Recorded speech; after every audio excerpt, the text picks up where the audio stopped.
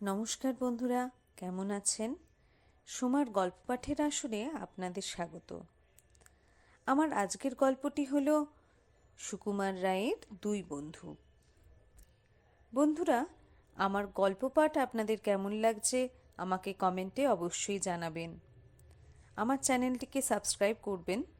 নতুন গল্পের জন্য বেল আইকনটি ক্লিক করতে ভুলবেন না। তাহলে বন্ধুরা, আজকে শুরু করছি দুই বন্ধু। এক ছিল মহাজন আর এক ছিল সওদাগর। দুজনে ভারী ভাব। একদিন মহাজন এক থলি মোহর নিয়ে তার বন্ধুকে বলল, ভাই, কদিনের জন্য শ্বশুর বাড়ি যাচ্ছি, আমার কিছু টাকা তোমার কাছে রাখতে পারবে? সওদাগর বলল, পারবো না কেন? তবে কি জানো, পরের টাকা হাতে রাখা আমি পছন্দ করি না। তুমি বন্ধু মানুষ, তোমাকে আর কি বলার আছে? আমার ওই সিন্ধুকটি তুমি খুলে নিজেই তার মধ্যে তোমার টাকাটা রেখে দাও, আমি ও টাকা ছোঁবো না। তখন মহাজন তার থলে ভরা মোহর সেই সওদাগরের সিন্ধুকের মধ্যে রেখে নিশ্চিত মনে বাড়ি গেল। এদিকে হয়েছে কি, বন্ধু যাবার পরে সওদাগরের মনটা কেমন উসখুস করছে। সে কেবলই ওই টাকার কথা ভাবছে আর মনে হচ্ছে যে বন্ধু না জানি কত কি রেখে গেছে, একবার খুলে দেখতে দোষ কি? এই ভেবে সে সিন্ধুকের ভিতর উঁকি মেরে থলিটা খুলে দেখল। থলি ভরা চকচকে মোহর। এতগুলো মোহর দেখে সওদাগরের ভয়ানক লোভ হলো। সে তাড়াতাড়ি মোহরগুলো সরিয়ে তার জায়গায় কতগুলো পয়সা ভরে থলিটাকে বন্ধ করে রাখল। 10 দিন পরে যখন তার বন্ধু ফিরে এলো, তখন সওদাগর খুব হাসি মুখে তার সঙ্গে গল্প সল্প করল। কিন্তু তার মনটা কেবলই বলতে লাগলো, কাজটা ভালো হয়নি। বন্ধু এসে বিশ্বাস করে টাকাটা রাখলো, তাকে ঠকানো উচিত হয়নি। এ কথা সে কথার পর মহাজন বলল, তাহলে বন্ধু, আজকে টাকাটা নিয়ে এখন উঠি, সেটা কোথায় আছে?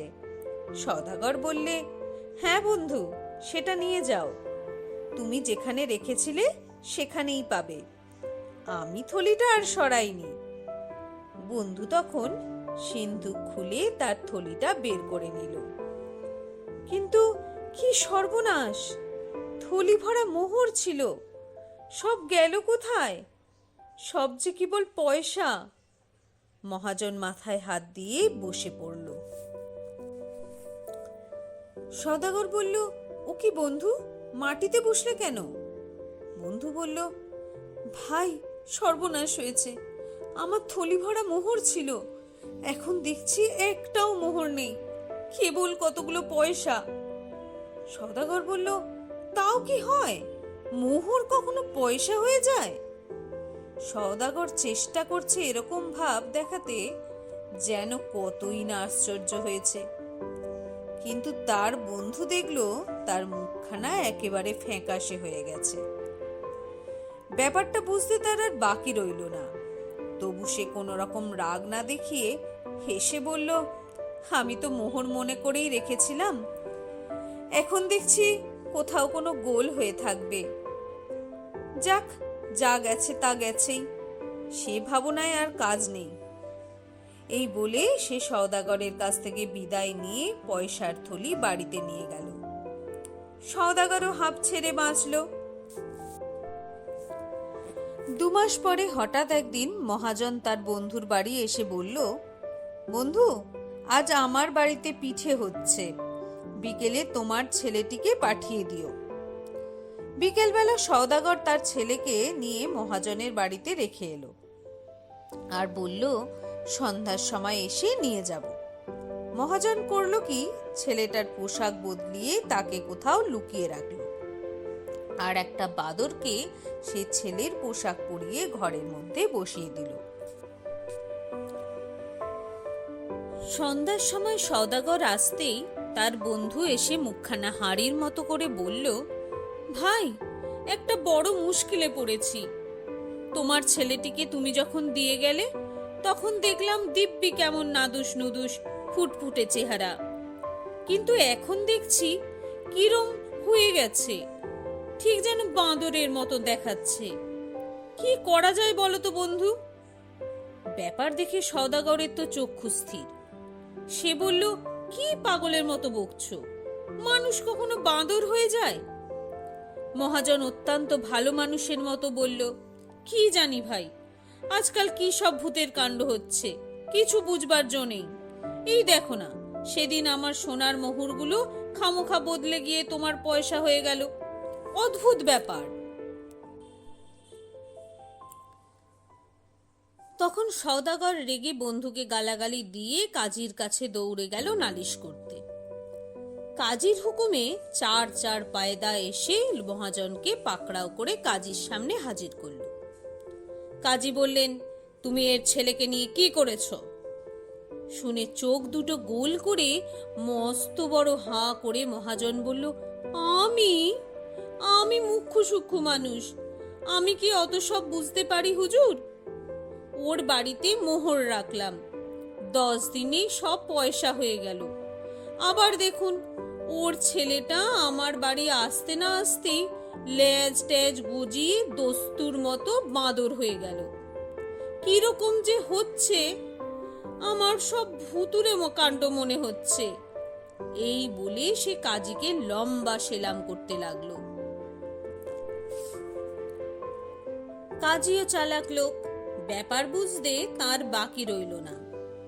তিনি বললেন, আচ্ছা, তোমরা ঘরে যাও, আমি দৈবজ্ঞ ফকির ডাকিয়ে মন্ত্র পড়ে ভূত তাড়িয়ে সব শায়েস্তা করছি। তোমার পয়সার থলি ওর কাছে দাও, আর তোমার বাঁদর ছেলেকে এর কাছেই রাখো। কাল সকালের মধ্যে যদি সব ঠিক না হয়, তবে বুঝবো এতে তোমাদের কারুর শয়তানি আছে। সাবধান, তাহলে তোমার পয়সাও পাবে না, মোহরও পাবে না, আর তোমার ছেলে তো মরবেই, ছেলের বাপ খুড়ো জ্যাঠা সব শুদ্ধ মেরে সাবার করব। সওদাগর পয়সার থলি সঙ্গে নিয়ে ভাবতে ভাবতে ঘরে চলল। মহাজন বাঁদর নিয়ে হাসতে হাসতে বাড়ি ফিরল। ভোর না হতেই সওদাগর থলির মধ্যে আবার মোহর ভরে মহাজনের বাড়ি গিয়ে বলল, বন্ধু বন্ধু, কি আশ্চর্য, দেখে যাও, তোমার পয়সাগুলো আবার সব মোহর হয়েছে। মহাজন বলল, তাই নাকি? কি আশ্চর্য, এদিকে সেই বাঁদরটাও আবার তোমার খোকা হয়ে গেছে। তারপর মোহরের থলি নিয়ে সওদাগরের ছেলেটিকে ফিরিয়ে দিয়ে মহাজন বলল, দেখ জোচ্চোর, ফের আমায় বন্ধু বন্ধু বলবি তো মেরে তোর থোতা মুখ ভোঁতা করে দেব। বন্ধুরা, সুকুমার রায়ের এই মজার গল্পটি আমার গল্প পাঠের মাধ্যমে তোমাদের কেমন লাগলো আমাকে কমেন্টে অবশ্যই জানিও।